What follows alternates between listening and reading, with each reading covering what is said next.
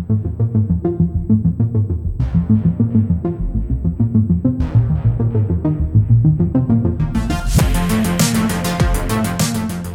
welcome to What America's Thinking, where we discuss key elections, demographic trends, and public opinion. I'm Julia Manchester. And I'm Rafael Bernal. With a few races left to be called, the 2022 midterms are just about wrapped up. We've got a lot to cover, so let's jump into today's top line. Most of us who follow these races closely were bracing for an imminent red wave Tuesday, but it never came. The GOP fell short of the sweeping takeover they were hoping for. As of this morning, Republicans are holding a razor-thin lead over Democrats in the Senate, 49-48. The Republicans lost one Senate seat, while Democrats gained one. On the House side, Republicans are also leading, carrying 210 seats. Remember, not all races have been called, at least not at the time of this recording. Most notably, 2 Senate races to watch in the Southwest. In Arizona, Democratic incumbent Mark Kelly is defending his post against Republican challenger Blake Masters. In Nevada, Democratic incumbent Catherine Cortez Masto staves off her GOP opponent, Adam Laxalt, thus far. The Georgia Senate race also remains undecided, where Reverend Raphael Warnock and GOP candidate Herschel Walker will face off in a runoff election set for December 6th. Here to help us break down the midterm election results is director of the Emerson College Poll, Spencer Kimball. Welcome back, Spencer. Thanks for having me. So, well, there's a lot to unpack here, of course. I'd like to start with, we ended off right before the election, with what were our blind spots. So what now that we know, what were the surprises in this election? Well, what we were looking at throughout the whole midterm season was an enthusiasm gap in our polling amongst likely voters and somewhat likely voters. And those likely voters were breaking Republican. And the question that we were looking within our numbers were, could the Democrats motivate those somewhat likely voters who were breaking for their candidates? And what it looks like is at the end of the day, they were able to motivate that vote to come out, and that put them over the top in a couple of places, particularly in Pennsylvania. Yeah, Spencer, speaking of voter motivation, what were the issues that motivated most voters who came out to vote? Well, the general concern for the voters was the economy. It was inflation. There were secondary issues that were trying to be brought up by the Republicans regarding crime and immigration. And on the left, you had ideas about threats to democracy. We have abortion access. And at the end of the day, I do think that abortion access issue drove out some votes. If you take a look at Michigan, that had it on the ballot, it looks like that vote total mirrors what Gretchen Whitmer was able to do. And what's interesting in Michigan is that you had a pro-life and a pro-choice candidate for the Republicans and Democrats. So that ballot question really mirrored that pro-choice candidate. And we'll see if the Democrats use that as a playbook in 2024 for ballot questions. So usually people talk about a midterm as a referendum on the sitting president. It looks like Joe Biden came out a winner in this one, but pretty much every election since 2016 has been a referendum on Trumpism.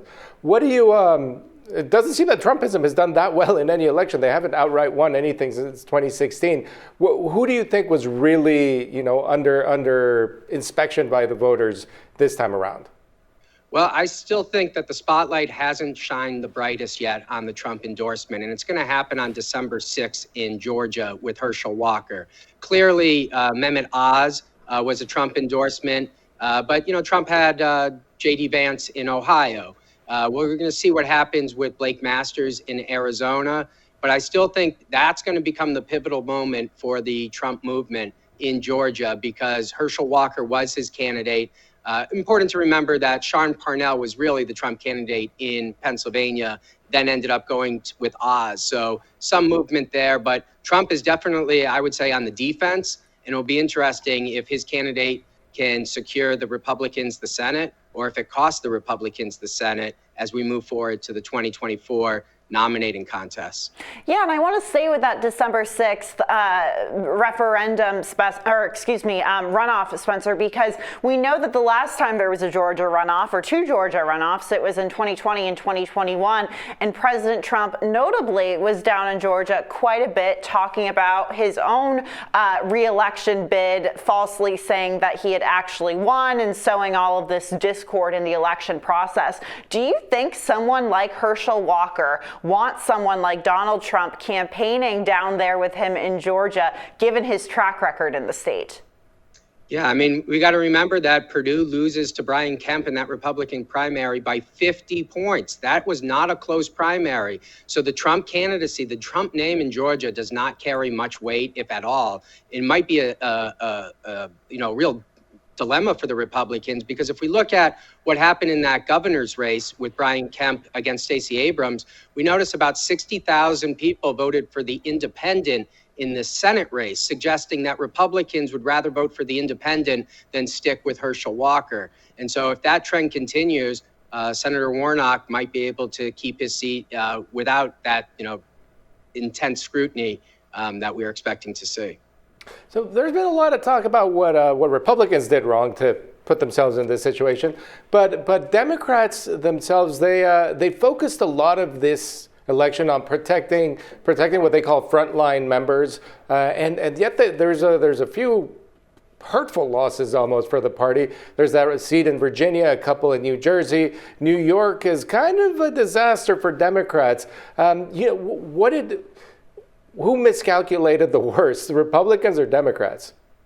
Well, the Republicans did, because they needed to win both the House and the Senate. And right now we'll see if they get there. And that will be the end of the day, who gets to raise their flags and gets to run the Congress and the Senate.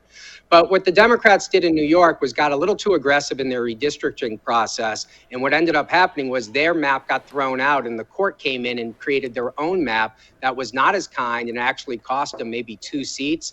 And remember, in New York, that's a state that swung 17 points. That's a Biden plus 23. And right now, Hochul, the governor, is only up by 6 points. And it's important that although the Democrats held the state, that's a big shift of opinion regarding, where the voters are. And a similar type of trend happened in Illinois, where Pritzker still wins by 9 points. But, these are 20-point Democratic states that really tighten, not enough to create an upset. But those are movements that the party needs to keep an eye on. Right. And what about in Florida?